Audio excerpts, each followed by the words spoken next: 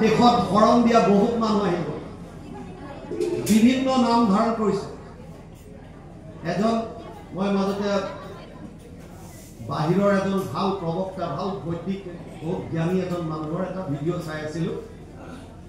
তেওঁ কৈছে বৰ সুন্দৰ কথা এটা। তেওঁ কৈছে যে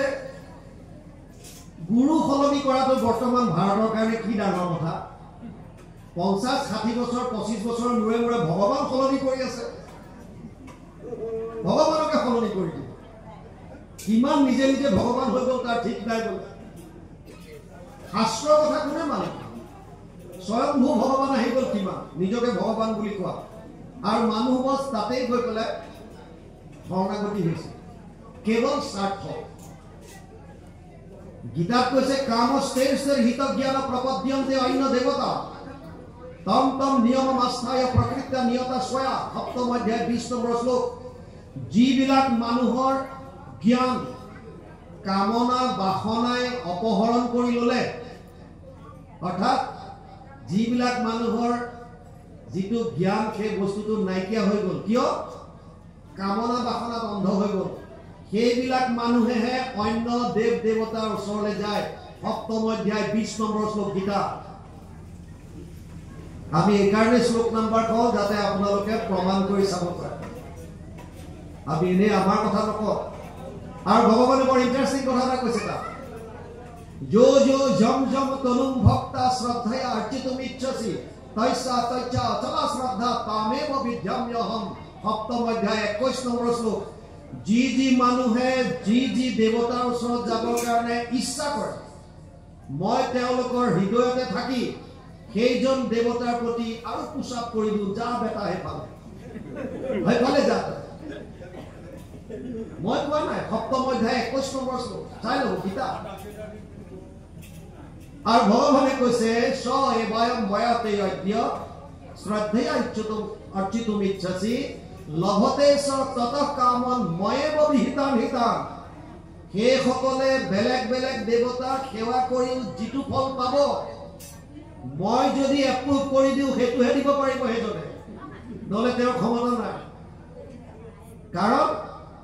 কাৰণ ব্ৰহ্মা পৰ্যন্ত যত যিমান আছে, এডাল দিনৰ পৰা বুলি ব্ৰহ্মা পৰ্যন্ত সব ভগৱানৰ অধীনত চলি আছে, মায়াৰ অধীন হৈ আছে। ব্ৰহ্মা আদি কৰি জীৱ যত ৰাম ৰাম ৰাম ৰাম ৰাম মায়া সজ্জা মাজে আশ্ৰয় ঘুমতি যায়। আৰু মায়া কাৰ? ভগৱান কৃষ্ণ, বহিৰংগ শক্তি। ইয়াৰ পৰা কোনো পৰিত্ৰাণ পাব পৰা নাই। সেইকাৰণে শৰণটোৰ কথা বহুত ভালকে বুজিব লাগে। আপোনাৰ যদি শৰণ শুদ্ধ হয়, শেষ মুহূৰ্তটো আপোনাক এনেকুৱা কৰি গতি দি দিব যে আপুনি গমেই নাপাব। বহুত সময় তাত্ত্বিক কথা শুনিলে এটা বৰ সুন্দৰ কাহিনী শুনো। এখন দেশত এজন ৰজা আছিল। ৰজাজনৰ কোনো সতি সন্ততি নাছিলে। আমাৰ যিটো বস্তু নাথাকে তাত আমি সুখ থাকে বুলি ভাবো, এইটো আমাৰ এটা স্বভাৱ। যাৰ যিটো হাতত নাই তাত সুখ আছে বুলি ভাবো, আৰু সেই বস্তুটো পাবৰ কাৰণে দিন ৰাত একাকাৰ কৰি দিওঁ। এখন দেশৰ ৰজা, তথাপিও মনত সুখ নাই। কিহৰ কাৰণে? সন্তানহীন। ভাবিছে মোৰ এটা সন্তান হলে মই পৃথিৱীৰ আটাইতকৈ সুখী মানুহ হ'ম। কিন্তু আচলতে সন্তান হলেই মানুহ সুখী হ'ব পাৰেনে? আগৰ কথা মই বাদেই দিলো, উদাহৰণ দিম আপোনাক। বৰ্তমান সময়তো এনেকুৱা বহুতো মাক বাপেক আছে যিবিলাকে নিজৰ ল'ৰা ছোৱালীৰ কাৰণেহে কান্দি থাকিবলগীয়া হৈছে, বেলেগটো নকব। কোনোবা ড্ৰাগছৰ কবলত পৰিছে, কোনোবা এনেকুৱা এটা বেয়া গেঙৰ লগত পৰি গ'ল আৰু কৰি পেলাই অপকৰ্ম কৰিলে। মাক বাপেকে সমাজত মুখ উলিয়াব নোৱাৰা হৈছে নিজৰ সন্তানৰ কাৰণে। এখন সুখৰ সংসাৰ অকণমান সন্তানৰ অপকৰ্মৰ কাৰণে গোটেই থান বান্ধি যায়। আৰু আগৰ উদাহৰণ লওক, উগ্ৰসেনৰ পিতেক কংস। কংসৰ কাৰণে উগ্ৰসেন সুখত আছিল নে দুখত? কাৰাগাৰত বন্দী কৰি থৈ দিছিল। অংগৰ পিতেক বেনৰ অত্যাচাৰত থাকিব নোৱাৰি অংগই ৰাজকাৰ্য বাদ দি পলাবলগীয়া হৈছে। আত্মদেৱ বুলি এজন বিপ্ৰ আছিল, তেওঁৰ পিতেক ধুনকাৰী ইমান অত্যাচাৰী জ্বলি থকা ফলাখৰি আমি মাকৰ মূৰত কোবাইছো আৰু সেইটো দুখত মাকে কুঁৱাত জাপ দি পেলাই প্ৰাণ ত্যাগ কৰিছিল বাপেকে পিতেকৰ অত্যাচাৰত থাকিব নোৱাৰি বনলৈ গমন কৰিছিল গতিকে সন্তান হলেই যে মানুহ সুখী হ'ব পাৰিব ইয়াৰ কোনো গ্যাৰান্টি নাই বৈষ্ণৱ পুত্ৰ বা সংস্কাৰী সন্তান যদি নহয় তেতিয়াহ'লে মাক বাপেক কেৱল সন্তান জন্ম দিয়ে যদি সুখী হ'ব বুলি ভাবিছে এইটো এটা ভ্ৰান্ত ধাৰণা কিন্তু আমি নোহোৱাসকলে ভাবো যে সেইটো হ'লে মই সুখী হ'ম মই শৰণৰ ওপৰত কৈ আছো পাহৰি নাযাব এই ৰজাজনে শেষত বিচাৰি বিচাৰি বিচাৰি বিচাৰি চাওক আমাৰ যেতিয়া বিপদ আহে আমি যাৰ তাৰ ওচৰত উপায় বিচাৰি যাওঁ মোৰ এইটো বিপদ আহিছে অকণমান চাই দি আছো কোনোবাই হাত দেখুৱালে কোনোবাই কপাল দেখুৱালে কোনোবাই কিবা দেখুৱালে কোনোবাই কিবা আৰু যদি দেখুৱাজন যদি ঠিক ঠাক আছে তেতিয়াতো ঠিকেই যদি সুবিধাবাদী হ'ল তেতিয়াহ'লেতো আপোনাক আৰু ভয় খুৱাই দিব অহাই দেৰি কৰি দিলা সাংঘাতিক হৈ আছে তোমাৰ শিৰৰ ওপৰত নৃত্য কৰি আছে শনি ৰাহুৱে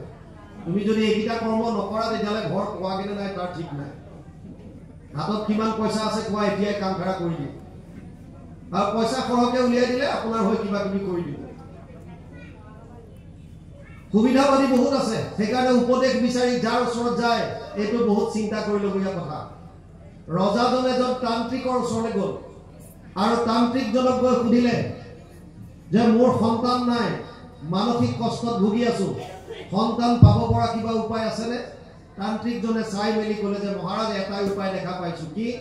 এটা সৰু ল'ৰা বলি দিব লাগিব যদি সৰু ল'ৰা এটা বলি দিয়ে তেতিয়াহ'লে আপুনি এটা সন্তানৰ পিতৃ হ'ব পাৰিব আপোনাক আচৰিত হৈছে নৰবলিৰ কথা শুনি মই উত্তৰাখণ্ডত আছিলো 12 পৰা 14 লৈকে ৰাণীখেত বুলি জেগা এটা আপোনালোকক কৈছে মই এছএছবিত আছিলো এছিষ্টেণ্ট কমাণ্ডেণ্ট হিচাপে চাকৰি বা ভলণ্টিয়াৰ ৰিটায়াৰমেণ্ট লৈছো চাকৰি আছিলে মোৰ 28 লৈকে আছিলে মই 2014ত ৰঙিয়ালৈ আহিলো পোষ্টিঙত এই বছৰে ডিচেম্বৰ মাহত তেজপুৰৰ ওচৰত এখন বাগান আছে ঢেকিয়াজুলি বাগানত নিজৰ খুৰাকে কণমানি ভতিজাকক কিডনেপ কৰি লৈ গৈ কালিৰ ওচৰত বলি দিছিল বুলি সেই সময়ৰ পেপাৰ পত্ৰই বহুত চৰ্চা চলিছিল আজি 1.5 বছৰ 2 বছৰ আগত কামাখ্যাত দুজন নে কেইজন পুৰোহিত এৰেষ্ট কৰিছে নৰবলি কেছত নিউজত আপোনালোকে পাব মানে এতিয়াও নৰবলি মানুহে চলাই আছে তলে তলে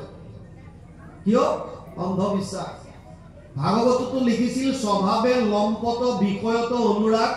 স্বৰ্গ পাইব বুলি ৰংগে কাটে হংস চাগ কিন্তু মানুহ তাৰ ওপৰতো গ'ল হংস চাগৰ ওপৰত গৈ নৰবলি দিবলৈ বিচাৰিলে কিয় স্বৰ্গ পাম তান্ত্ৰিকজনে গ'লে এটা সৰু ল'ৰা বলি দিব লাগিব ৰজাজন কিছু ধাৰ্মিক আছিল তেওঁ ভাবিলে মই কেনেকৈ কোনোবা এগৰাকী মাতৃৰ কোলাৰ পৰা এটা সন্তান কাঢ়ি আনি পেলাই বলি দিম অসম্ভৱ মই এইটো কৰিব নোৱাৰিম তান্ত্ৰিকে ক'লে তেতিয়াহ'লে আপোনাৰ সন্তান হোৱাটো কোনো সম্ভাৱনা মই দেখা নাই যদি নৰবলি নিদিয়ে তেতিয়াহ'লে আপোনাৰ সন্তানৰ আপুনি পিতৃ হ'ব নোৱাৰে অসম্ভৱ লোভত পৰিলে আমি পাপ কৰ্ম কৰিবলৈ যিকোনো কৰ্ম কৰিব বিচাৰোঁ লোভত সেইকাৰণে গীতাত অৰ্জুনক কৈছে ত্ৰিবিধম নৰকস্যেদম দ্বাৰম নাশনম আত্মনঃ কাম ক্ৰোধ তথা লোভ তস্মাৎ এতত্ৰয়ম ত্যজেত ষষ্টাদশ অধ্যায় 21 নম্বৰ শ্লোক গীতা হে অৰ্জুন যতেক অনৰ্থ আছে সংসাৰত তাত 3 বিধ সাৰ কাম ক্ৰোধ লোভ আপোন নাশন জানি কৰা পৰিহাৰ মহাপুৰুষ মাধৱদেৱে ভোকাত অনুবাদ কৰিছে কাম ক্ৰোধ আৰু লোভ 3টা নৰকৰ দ্বাৰ এই লোভত পৰিলে মানুহে পাপ আচৰণ কৰে ৰজাজন লোভত পৰিল কিন্তু তেওঁ ডাইৰেক্ট পাপ কৰিব নিবিচাৰি লোভটো প্ৰজালৈ ঠেলি দিলে আৰু ৰাইজক ঘোষণা কৰাই দিলে যদি কোনোবাই নিজ ইচ্ছামতে কাৰোবাৰ এটি সন্তান বলি দিবৰ কাৰণে আগবঢ়াই দিয়ে তেতিয়াহ'লে সেইটো পৰিয়ালক ইমান ধন টকা পইচা দিম 14 পুৰুষলে আনন্দত খাব পাৰিব এই ৰাজ্যত এটা ভিক্ষাৰী পৰিয়াল আছিল যাৰ সন্তান হৈছে 9টাই ল'ৰা মাক বাপেকে ভিক্ষা খুজি পৰিয়ালটো চলাই গতিকে বহুৱাই ল'লে আৰু লৈ পেলাই ক'লে যে চোৱা এটা সুবৰ্ণ সুযোগ আহিছে তোমালোক 9টাৰ ভিতৰত কোনোবা এটা বলি হৈ যোৱা আৰু তেতিয়া আমি বাকি থকাখিনি আনন্দত দিন পাৰ কৰিব পাৰিম এটা সমস্যা আহিল সেই 9টা সন্তানৰ কোনটো বলি হ'ব ডাঙৰটোক ক'লে ও পাই তই বুজা পৰা হৈছ তই যা ই ক'লে কিয় যাম জন্ম দিছ যেতিয়া আমি নিজৰ ভৰিত থিয় দিয়ালৈকে পোহপাল কৰাৰ দায়িত্ব তহঁতৰ গতিকে মই নাযাওঁ এটা এটাকৈ সুধি আহিলে চবে মানা কৰিলে একেবাৰে সৰু ল'ৰাটোৰ বয়স কেৱল 7 বছৰ তাৰ এটা স্বভাৱ আছিল ই সৰুৰে পৰা 2-3 বছৰ বয়সৰ পৰাই যদি দুজনমান ভকত কৰবা গোট খোৱা দেখে ই পটকে ভিতৰলৈ গৈ গামোচাখনকে ধুতি নিচিনাকে পোন মাৰি লয় আৰু ডিঙিত এখন গামোচা লৈ সিধা ভকতৰ ওচৰত যায় আৰু ভকতৰ ওচৰতে কচখন আনি দিয়া পানী আনি দিয়া পাত আনি দিয়া ইত্যাদি সৰু সুৰা কামবিলাক কৰে আৰু ভকতৰ ওচৰত বহি থাকে ভাগৱতৰ কাহিনী শুনে মাক বাপেকে সুবিধাটো ল'লে আৰু কণমানিটোক ক'লে বোপাই তইতো ভকতৰ পৰা ভাগৱতৰ কথা শুন বোলে শুনো দধিচি মুনিৰ কথা শুনিছনে না ই কৈছে শুনিছো তেতিয়াহ'লে তই জানই দধিচি মুনিয়ে স্বৰ্গৰ দেৱতাসকলক ৰক্ষা কৰিবৰ কাৰণে নিজৰ শৰীৰ ত্যাগ কৰিছিল যাতে তেওঁৰ অস্থিৰ দ্বাৰা ইন্দ্ৰই এপাত অস্ত্ৰ নিৰ্মাণ কৰিব পাৰে আৰু কিহৰ কাৰণে বৃত্তাসুৰক বধ কৰিবৰ কাৰণে আৰু দেৱতাৰ অনুৰোধত দধিচিয়ে নিজৰ শৰীৰ ত্যাগ কৰি এই শৰীৰৰ অস্থি দেৱতাক দান কৰিছিল যি অস্থিৰ দ্বাৰা বিশ্বকৰ্মাই ভগৱান কৃষ্ণৰ শক্তিৰ প্ৰভাৱ তেজৰ প্ৰভাৱত এপাত অস্ত্ৰ নিৰ্মাণ কৰিছিল যাক কোৱা হয় বজ্ৰ ইন্দ্ৰৰ হাতত থকা বজ্ৰপাত দধিচি মুনিৰ অস্থিৰ দ্বাৰা নিৰ্মিত আৰু সেই পাত বজ্ৰৰ দ্বাৰা বৃত্তাসুৰক বধ কৰি স্বৰ্গ লাভ কৰিছিল দেৱতাই মাক বাপেকে সন্তানটোক কৈছে দধিচি মুনিয়ে দেৱতাক ৰক্ষা কৰিবৰ কাৰণে নিজৰ শৰীৰ ত্যাগ কৰিছিল তই এইবিলাক কথা শুনিছ বোলে শুনিছো আজি এটা সমস্যা আহিছে আমাৰ গোটেই পৰিয়ালটোক ৰক্ষা কৰা তোৰ নিজৰ পৰিয়ালটো ৰক্ষা কৰাৰ দিন আহিব গতিকে তই তোৰ নিজৰ পৰিয়ালটোক ৰক্ষা কৰিবৰ কাৰণে তোৰ শৰীৰটো তই ত্যাগ কৰিব নোৱাৰিবিনে কণমানিটোৱে কৈছে পাৰিম কিন্তু চৰ্ত এটা আছে কি চৰ্ত মোক তোমালোকে আজ্ঞা কৰিব লাগিব মানে ভাগৱতত মই এটো শুনিছো পিতৃ আজ্ঞা পালন কৰি ৰামচন্দ্ৰই 14 বছৰ বনবাস কাটিছিল মই ভাগৱতত এটো শুনিছো পিতৃ আজ্ঞা পালন কৰি পৰশুৰামে মাতৃ ৰেণুকাৰ ডিঙি কাটি দিছিল গতিকে পিতৃ মাতৃৰ আজ্ঞা পালন কৰিব লাগে মই ভাগৱতৰ পৰা এটো বুজিলো এতিয়া মোক তোমালোকে আজ্ঞা কৰা যে তই বলি হৈ যা তেতিয়া মই যাম তোমালোকৰ আজ্ঞা পালন কৰিব যাম মাক বাপেকে তত্ত্বটো বুজি নাপাই ক'লে যে তোক আজ্ঞা দিছো তই যা ল'ৰাটোৱে বহুত দুখ পালে তথাপিও মাক বাপেকৰ আজ্ঞা পালন কৰিল বোলে ৰজাৰ ঘৰত খবৰ দিয়া ৰজাৰ ঘৰত খবৰ দিলে পিছদিনা সৈন্য আহিল যিমান ধন সোণ দিবলগীয়া আছিল দিলে আৰু ল'ৰাটোক লৈ যোৱাৰ সময়ত গোটেই গাঁৱৰ মানুহ জুম বান্ধিলে কণমানিটোৱে ভাবিছে মোক বচাবলৈ আহিছে ৰজাৰ ফালৰ পৰা কোনো জোৰ নাই যদি কোনোবাই কয় যে যাব নালাগে জোৰ কৰি নিব বিচৰা হৈছে গাঁৱৰ মানুহ আহিল মিতিৰ কুটুম আহিল সব আহিছে কিন্তু কেৱল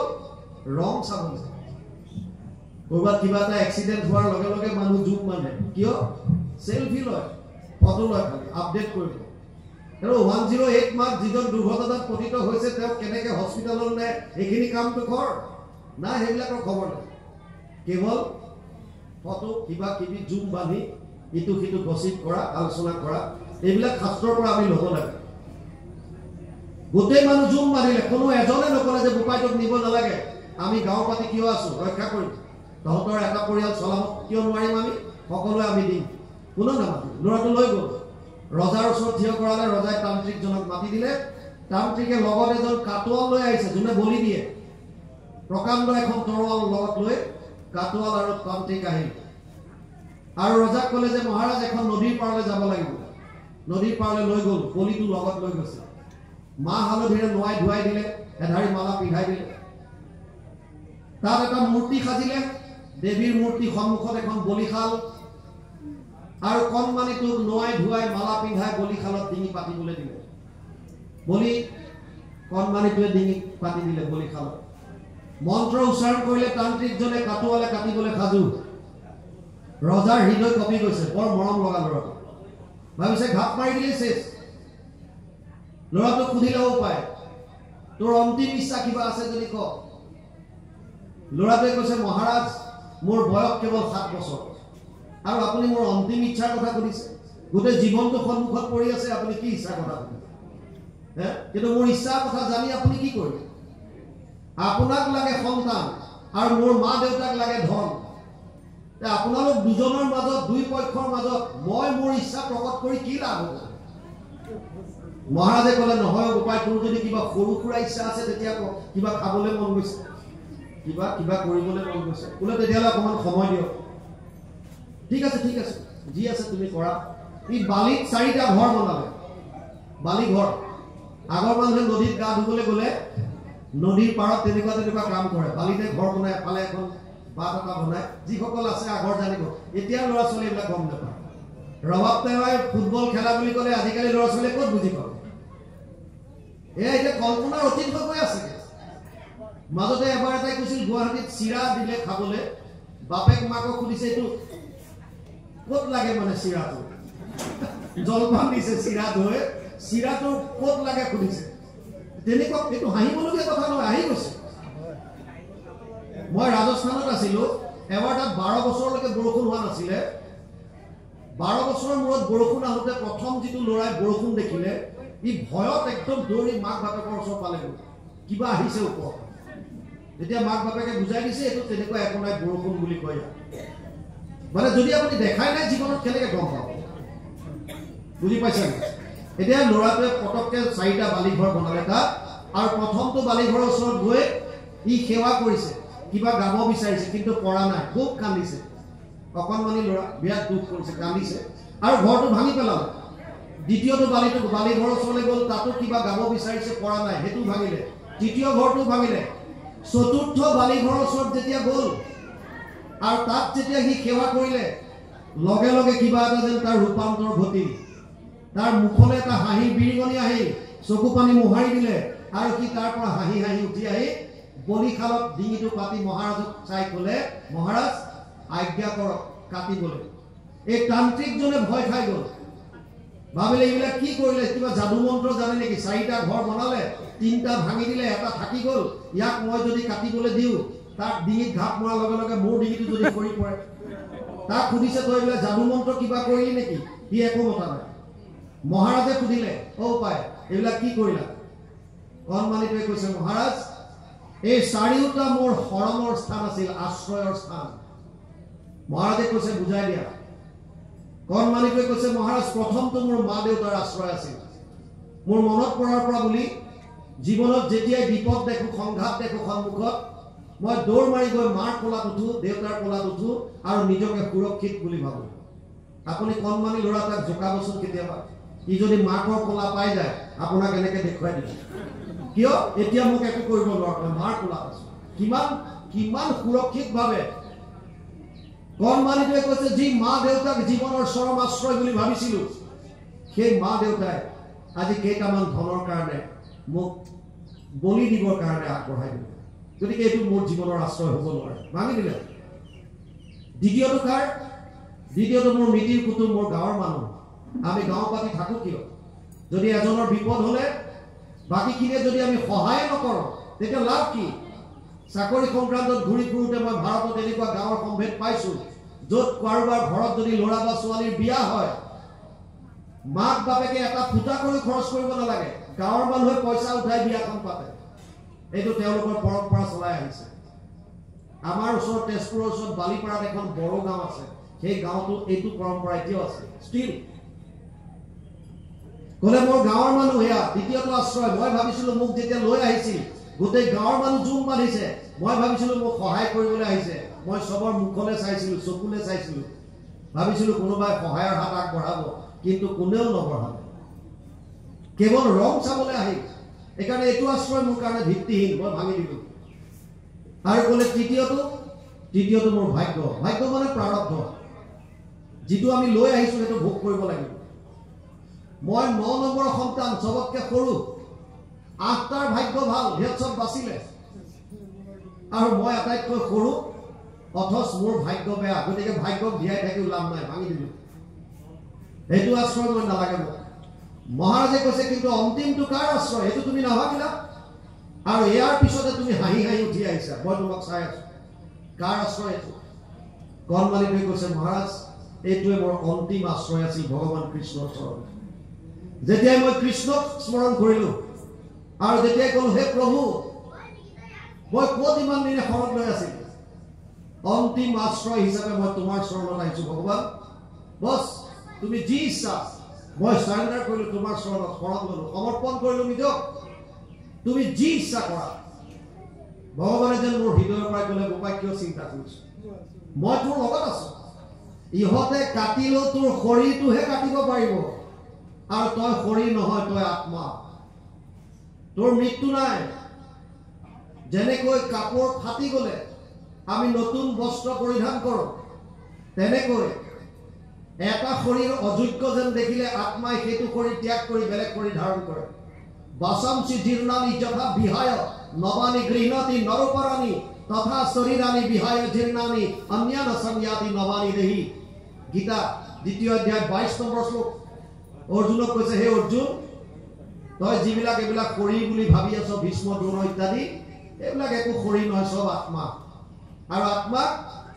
যেনেকৈ মানুহৰ কাপোৰ ফাটি গ'লে নতুন বস্ত্ৰ পৰিধান কৰে তেনেকৈ আত্মাই এটা শৰীৰ ত্যাগ কৰি বেলেগ শৰীৰ ধাৰণ কৰে আত্মাৰ মৃত্যু নাই কণমানিটোৱে কৈছে মহাৰাজ মোক যেন ভগৱানে ক'লে নৈনম চিন্তন্তি শস্ত্ৰাণি নৈনম দহতি পাৱক না চৈনম ক্লেদয়ম তপো না শোষ্যতি মারুত অচেদ্য অয়ম দাহ্য অয়ম ক্লেদ্য সুচ্চ এবচ নিত্য সর্বগত স্থানু রচন অয়ম সনাতন গীতা দ্বিতীয় অধ্যায় 23 আৰু 24 নম্বৰ শ্লোক ভগৱানে ক'লে আত্মাক অস্ত্ৰ শস্ত্ৰ কাটিব নোৱাৰে নৈনম চিন্তন্তি শস্ত্ৰাণি ইয়াক জুয়ে পুৰিব নোৱাৰে নৈনম দহতি পাৱক পানীয়ে তিয়াব নোৱাৰে বায়ুৱে শুহিব নোৱাৰে আত্মা অচেদ্য অদাহ্য নিত্য সনাতন মোক যেন ভগৱানে ক'লে ও পাই তই উঠ মই তোৰ লগত আছো দুহাত মেলি মই আছো তই নিশ্চিন্ত হ উঠ তোৰ শৰীৰটো কাটিলে কাটিবলৈ দে তই চিন্তা নকৰিবি উঠ আৰু কণমানিটোৱে মহাৰাজলৈ চাই কৈছে প্ৰভু মহাৰাজ মোৰ আৰু মনত তিল মানো ভয় নাই এতিয়া আপুনি মোক কাটিব পাৰে মহাৰাজৰ বুকু কঁপি উঠিছে তান্ত্ৰিকজনে মন্ত্ৰ উচ্চাৰণ কৰিলে কাটুৱালে কাটিবলৈ সাজু মহাৰাজে তান্ত্ৰিকক চাই কৈছে এক মিনিট ৰচোন তই গ্যাৰেণ্টি দিব পাৰিবিনে যে ইয়াক বলি দিয়াৰ পিছত মোৰ যিটো সন্তান হ'ব ই ল'ৰা হ'ব তান্ত্ৰিকে কৈছে গ্যাৰেণ্টি দিব নোৱাৰো আপোনাৰ সন্তান হ'ব বুলি মই কৈছো ল'ৰাও হ'ব পাৰে ছোৱালীও হ'ব পাৰে কোনে তই গ্যাৰেণ্টি দিব পাৰিবিনে এই সন্তানটো বলি দিয়াৰ পাছত মোৰ যিটো সন্তান হ'ব ই এনেকুৱা সংস্কাৰী হ'ব পিতৃ মাতৃৰ আজ্ঞা পালন কৰিবৰ কাৰণে 7 বছৰ বয়সত নিজৰ শৰীৰ ত্যাগ কৰিবৰ কাৰণে ওলাই আহিছে কেৱল পিতৃ মাতৃৰ বাক্য পালন কৰিবৰ কাৰণে তান্ত্ৰিকে ক'লে মই গ্যাৰেণ্টি দিব নোৱাৰো কিবা কেনেকুৱা প্ৰাৰব্ধ লৈ আহে সংস্কাৰ কেনেকুৱা আনে মহাৰাজে ক'লে তই গ্যাৰেণ্টি দিব পাৰিবিনে এইটো সন্তান বলি দিয়াৰ পাছত মোৰ যিটো সন্তান হ'ব তাৰ কৃষ্ণত এনেকুৱা ভক্তি এনেকুৱা শ্ৰদ্ধা এনেকুৱা আস্থা কেৱল কৃষ্ণক শৰণ লোৱাৰ পাছত হাঁহি হাঁহি উঠি আহিছে ডিঙি কটাবৰ কাৰণে তান্ত্ৰিকজনে ক'লে মই গ্যাৰেণ্টি দিব নোৱাৰো ৰজাই ক'লে তেতিয়ালে তোৰ তামঝামবিলাক বন্ধ কৰ তান্ত্ৰিকে ক'লে কিন্তু মহাৰাজ চিন্তা কৰি চাই ল ইয়াক যদি বলি নিদিয়ে তেতিয়ালে আপুনি সন্তানৰ মুখ নেদেখে জীৱনত মহাৰাজে ক'লে মোক আৰু সন্তান নালাগে মানে মোক আৰু সন্তান নালাগে তান্ত্ৰিকে ক'লে তেতিয়ালে আপুনি উত্তৰাধিকাৰী নাপায় বোলে মোক নালাগে তেতিয়াহ'লে যিহেতু এই সন্তানটোক পিতৃ মাতৃয়ে ইতিমধ্যে ত্যাগ কৰিলে আৰু ইয়াৰ বিনিময়ত মই মাক বাপেকক যত যিমান ধন সোণ দিবলগীয়া আছিল দিলো সেইকাৰণে মোক আৰু বেলেগ সন্তান নালাগে মই এই সন্তানটোকে মোৰ তলনীয়া পুত্ৰ হিচাপে উঠাই ললো আৰু এই সন্তানটোৱে মোৰ এইখন দেশৰ অধিকাৰী হ'ব মুখং কৰতি বচনম পঙ্গুম লংঘয়তে গিৰিম যৎ কৃপা তমহং বন্দে পৰমানন্দ মাধৱম যাৰ দায়া বলে খোড়া পৰ্বত চঢ়াৱে মুখে ৰাও নাহি যাৰ কিতু কবি হয়ে হেনয় পৰমানন্দ বন্ধু মাধৱক কৃপা কৰা বাপ কৃষ্ণময় অজ্ঞান এইজন ঈশ্বৰ শৰণ লোৱাৰ কথা কৈছে যিজনে আপোনাক যিমানে সংঘাত নহওক কিয় অনুকূল বায়ু হৈ পেলাই তাৰ মাজত আপোনাক বচাই লৈ গুচি যাব সেইজন শৰণৰ কাৰণে আমাক চিনাকি কৰাই দিছে আৰু ভগৱান কৃষ্ণই গোপীসকলক চাইছে যে ইহঁত অধিকাৰী হয় নে নহয় সেইকাৰণে প্ৰথমতে ইয়াত বিভিন্ন ধৰণৰ কথা কৈছে যে তোমালোকৰ ধৰ্ম হৈছে স্বামী সেৱা কৰা পুত্ৰ সন্তানক পালন পোষণ কৰা তোমালোকে মাছ জাতি ইয়ালৈ আহিছা মানুহে কি ক'ব ইয়াত আহিলা তোমালোকে ইয়াত তৎকে হিংস্ৰ জন্তুৰে ভৰি আছে গতিকে তোমালোক ইটো ঘৰলৈ যোৱা বিভিন্ন ধৰণৰ ট্ৰাই কৰি চালে আৰু গোপীসকল মই প্ৰথমে কৈছো গোপী যি জ্ঞান পান কৰি আহিছে যি বেদজ্ঞ হৈ আহিছে গতিকে তেওঁলোকে বুজি পালে আৰু ক'লে যে আমাৰ সাংসাৰিক স্বামী যিসকল আছে তেওঁলোকৰ প্ৰত্যেকটো জীৱনত আমাৰ লগত নাযায় কিন্তু তুমি আমাৰ পৰম স্বামী সেইকাৰণে তোমাৰ ওচৰতে আমি শৰণ ল'লো আৰু তাৰ পাছত এয়া ৰাসলীলা আৰম্ভ হৈছে ইয়াত আহিছে